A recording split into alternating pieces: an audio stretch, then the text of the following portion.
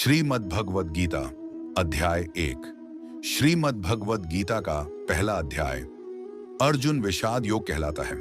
यह अध्याय महाभारत के युद्ध की शुरुआत और अर्जुन की मानसिक स्थिति का वर्णन करता है। युद्ध भूमि का नाम कुरुक्षेत्र है, जहां पांडव और कौरव अपने अपने पक्ष में खड़े होते हैं। पांडवों में अर्जुन सबसे बड़े योद्धा हैं। उनके साथ भीम, युधिष्ठिर, नकुल और सहदेव हैं।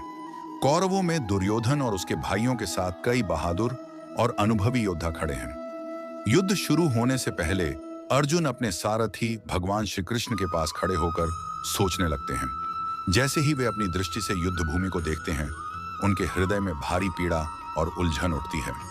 वे देखते हैं कि उनके माता पिता, गुरु द्रोणाचार्य, भाई बंधु, मित्र और प्रियजन दुश्मन पंक्ति में खड़े हैं।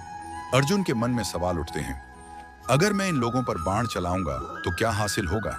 क्या धर्म के लिए मुझे अपने ही परिवार को मारना चाहिए? क्या इससे समाज या राष्ट्र को कोई भला होगा? अर्जुन के हृदय में गहरा दुख और मोह भर जाता है। वे सोचते हैं कि युद्ध से केवल विनाश, दुख और मृत्यु दंड आएगा। उनका मन उलझ जाता है और वे युद्ध करने के लिए असमर्थ महसूस करते हैं। अर्जुन कहते हैं कि इस युद्ध से न तो किसी की खुशी होगी, न ही कोई स्थायी लाभ मिलेगा। उनके मन में शंका है कि यदि वे युद्ध करेंगे तो परिवार, गुरु, मित्र और रिश्तेदार मारे जाएंगे। इस विचार से उनका हृदय भारी और मर्माहत हो जाता है। अर्जुन की शारीरिक अवस्था भी प्रभावित होती है। उनका शरीर कमजोर पड़ जाता है, हाथ पांव कांपने लगते हैं, आंखों के सामने अंधेरा सा छा जाता है और उनका मुंह सूख जाता है। वे अपने अस्त्र शस्त्र को धर डालते हैं और श्री कृष्ण से कहते हैं, हे कृष्ण, मैं इस युद्ध में नहीं लड़ सकता। मेरे मन में शंका और विषाद है। मेरे लिए यह युद्ध करना असंभव है। अर्जुन की यह प्रतिक्रिया केवल युद्ध की शारीरिक कठिनाई के कारण नहीं थी, बल्कि यह मानसिक, भावनात्मक और नैतिक उलझन थी।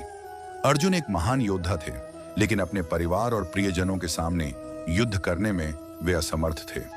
यह अध्याय दिखाता है कि मनुष्य चाहे कितना भी शक्तिशाली या विद्वान क्यों न हो, जीवन में कभी कभी भावनाओं और नैतिक उलझनों का सामना करता है।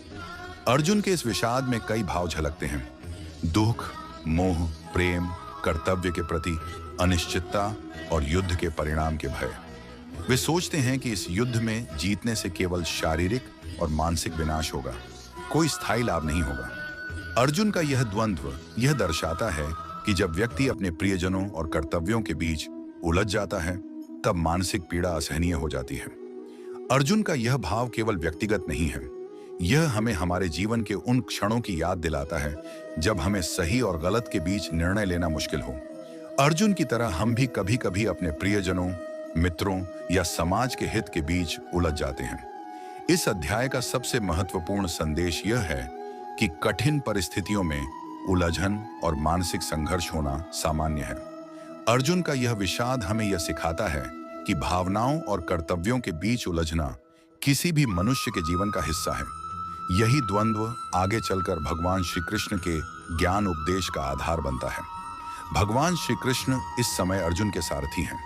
वे केवल युद्ध का मार्गदर्शन नहीं कर रहे थे, बल्कि अर्जुन के मन और हृदय की उलझन को भी समझ रहे थे। कृष्ण जानते थे कि अर्जुन के लिए यह समय केवल भौतिक युद्ध का नहीं है, बल्कि मानसिक और आध्यात्मिक संघर्ष का भी है। यही वजह है कि उन्होंने अर्जुन को शांति और ज्ञान देने का निर्णय लिया। अर्जुन विषाद योग का यह अध्याय हमें यह भी सिखाता है कि जीवन में हर कठिन समय में सही मार्गदर्शन की आवश्यकता होती है। जब मन उलझन में होता है, जब भावनाएं और कर्तव्य विरोधाभास में हों, तब किसी अनुभवी या ज्ञानी की मदद से हम सही निर्णय ले सकते हैं। अर्जुन के मामले में यह मार्गदर्शन भगवान श्री कृष्ण का ज्ञान था। अंततः इस अध्याय में अर्जुन विषाद योग हमें यह समझाता है कि जीवन में कठिन परिस्थितियां आती हैं।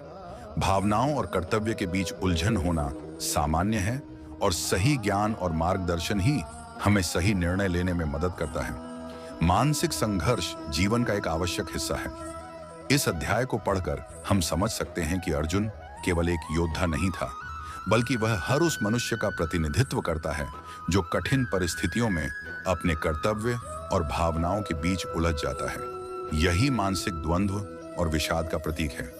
सरल शब्दों में अर्जुन विषाद योग हमें यह सिखाता है कि जब हम जीवन में कठिन निर्णयों के सामने आते हैं और उलझन में पड़ जाते हैं, तो घबराना सामान्य है, लेकिन सही ज्ञान और मार्गदर्शन से हम अपने कर्तव्यों का पालन सही तरीके से कर सकते हैं और मानसिक शांति प्राप्त कर सकते हैं। यह अध्याय गीता के पूरे संदेश का आधार बनता है, क्योंकि इसी मानसिक द्वंद्व से भगवान श्री कृष्ण का उपदेश शुरू होता है। यही उपदेश आगे जाकर हमें कर्तव्य, धर्म, ज्ञान और आत्मा के मार्ग की ओर ले जाता है।